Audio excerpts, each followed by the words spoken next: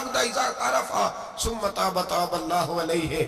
میرے حبیب نے فرمایا بندہ جب رو کے کہتا ہے نا یا اللہ غلطی ہو گئی معاف کر دے، فرمایا میرا مالک اسے فوراً ہی معاف فرما دیتا ہے. تو آ تو صحیح، تو آتا ہی نہیں. سنے بڑی پیاری حدیث، بڑی خوبصورت حدیث، کنز المال میں دیگر کتب حدیث میں ہے. حضرت ابو ہریرہ رضی اللہ تعالیٰ عنہ فرماتے ایک بابا جی نبی پاک کی بارگاہ میں آئے، اور جب وہ واپس جانے لگے تو میں نے عمر پوچھی تو عمر تھی 96 سال. کہتے ہیں بزرگ جب آئے نا تو یہ بھویں جو ہے نا ان کی سفید ہو کے تو یوں آنکھوں پہ آ گئی. بڑی چھڑی بابا جی نے پکڑی ہوئی اور دونوں ہاتھ پکڑ کے نا چھڑی کے اوپر جھکے ہوئے ہیں ایک جانب. قربان جاؤں، کہتے ہیں جب وہ بزرگ مسجد میں داخل ہوئے تو میرے رسول نے کھڑے ہو کے استقبال فرمایا، کھڑے ہو. اور نبی کریم صلی اللہ علیہ وسلم نے آگے بڑھ کے بابا جی کو بازو سے پکڑا اور بٹھایا. حضور بیٹھ گئے. کہا بزرگوں کیسے آئے ہو؟ تو کہتے ہیں وہ بابا جی بات کرتے تو آنکھ کھول کے پہلے حضور کا چہرہ دیکھتے، پھر وہ بات کرتے تو ان کے لب و لہجے کے اندر بڑی پریشانی، بڑی تکلیف، بڑی مایوسی. عرض کرنے لگے یا رسول اللہ، حضور زندگی ساری گناہوں میں بیت گئی ہے، حضور غلطیاں ہی غلطیاں، یاد ماضی عذاب ہے، یا رب چھین لے مجھ سے حافظہ میرا. اے اللہ کے رسول بڑی لمبی فہرست ہے، پاپ ہی پاپ ہے، کالے سیاہ دفتر ہے. یا رسول اللہ صلی اللہ علیہ وسلم جب پلٹ کے دیکھتا ہوں حضور مجھے نیکی دکھائی نہیں دیتی. حضور اس عمر میں آپ کا ایک صحابی ملا ہے، اس نے بات سمجھائی ہے تو تھوڑا خیال آیا ہے، لیکن یا رسول اللہ صلی اللہ علیہ وسلم اب میرا وجود بیکار ہو گیا ہے، حضور بوڑھا ہو گیا ہوں. 3 باتیں کہیں بزرگوں نے اور نرالی کہیں. کہنے لگے یا رسول اللہ صلی اللہ علیہ وسلم، حضور اب تو میری کمر بھی سیدھی نہیں ہوتی کہ میں نماز ہی صحیح ادا کر سکوں، بوڑھا ہو گیا. یا رسول اللہ صلی اللہ علیہ وسلم اب میرے اندر طاقت نہیں کہ میں محنت مزدوری کر کے صدقے اور خیرات دے سکوں. یا رسول اللہ صلی اللہ علیہ وسلم اب میں تلوار لے کے جہاد بھی نہیں کر سکتا. حضور نہ میں لمبی نمازیں پڑھ سکتا ہوں، آقا نہ میں صدقات و خیرات دے سکتا ہوں، محبوبہ نہ میں دین کے لیے کوئی جہاد کر سکتا ہوں. بیکار وجود ہے،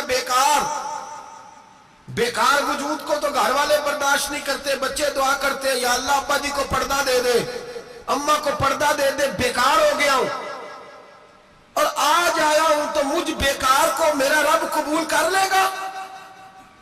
آج کلمہ پڑھوں تو بیکار ہوں، کسی کام کا نہیں، نہ نماز نہ صدقات نہ جہاد، قبول کر لے گا.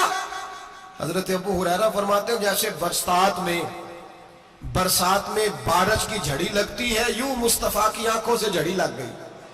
حضور کھل کے روئے، کھل کے.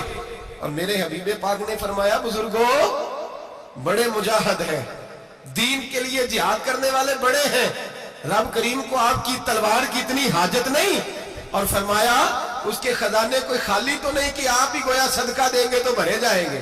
اور فرمایا پھر رب کریم کی شان میں اضافہ نہیں کرتی عبادتیں، وہ تو بندے کو نفع دیتی ہیں. میں بزرگوں نہ آپ جہاد کرے، نہ آپ صدقات دے، لا لمبی نمازیں پڑھے، آپ صدق دل سے آ جائے، اللہ کے رسول کا وعدہ ہے رب آپ کو بغیر حساب کتاب جنت عطا فرما دے گا. آنا تو شرط ہے کہ نہیں؟ آئے تو صحیح، نہ پہنچے تو صحیح، آ گئے اس کو نہیں آدھے صدقات و خیرات کی، جہاد کی تبلیغ، آئے تو صحیح. نہیں تو آ ہی نہیں رہا، تو گھر میں بیٹھا ہوا ہے، تو سویا ہوا ہے، تو دکانداری کر رہا ہے، تو پیسے گن رہا ہے، تو آیا ہی نہیں، آ تو صحیح. بلکہ میرے نبی پاک فرماتے ہیں جب اللہ پاک کا بھاگا ہوا غلام آتا ہے پھر تو اللہ زیادہ راضی ہوتا ہے، پھر تو اللہ زیادہ راضی ہوتا ہے، زیادہ راضی ہوتا ہے. تو آ تو صحیح، پہنچ تو صحیح. بلکہ صوفیات اور بات کرتے ہیں، وہ کہتے ہیں تو کبھی بھول کے بھی رب رب کرے تو اللہ تو اسے بھی قبول کر لیتا ہے. بھول کے. ملا رومی کہتے ہیں بنی اسرائیل کا بندہ ہے، صنم پتھر کو کہتے ہیں، بت کو کہتے ہیں، بت کے سامنے کھڑا ہے اور ساری رات کہتا ہے یا صنم یا صنم یا صنم، اے پتھر اے بت، ساری رات پکارتا رہا. رات گہری ہو گئی، نیند کا غلبہ، تھک گیا، سونے کے قریب آیا تو غلطی سے منہ سے نکل گیا یا صمد، یا صنم کی جگہ نکل گیا. رب کریم نے فرمایا جبریل دوڑ کے جا، جو مانگتا ہے اسے دے دے. حضرت جبریل عرض کرتے ہیں مولا بھول کے تیرا نام لے رہا ہے، بھول کے لے رہا ہے، تو رب کریم نے فرمایا چل نام تو میرا ہی لے رہا ہے نا، میرا لے رہا ہے نا یا اللہ۔ وہ اللہ کریم نے فرمایا جھوٹے کے سامنے ساری رات کا کھڑا ہے، ساری رات کا پکار رہا ہے، اسے کچھ نہیں ملا، تو سچے کا نام لیا ہے۔ اگر میں بھی کچھ نہ دوں اور بت میں اور مجھ میں فرق کیا رہ جائے گا؟ جا جو مانگتا ہے جھولی بھر کے دے، نام تو لیا ہے نا۔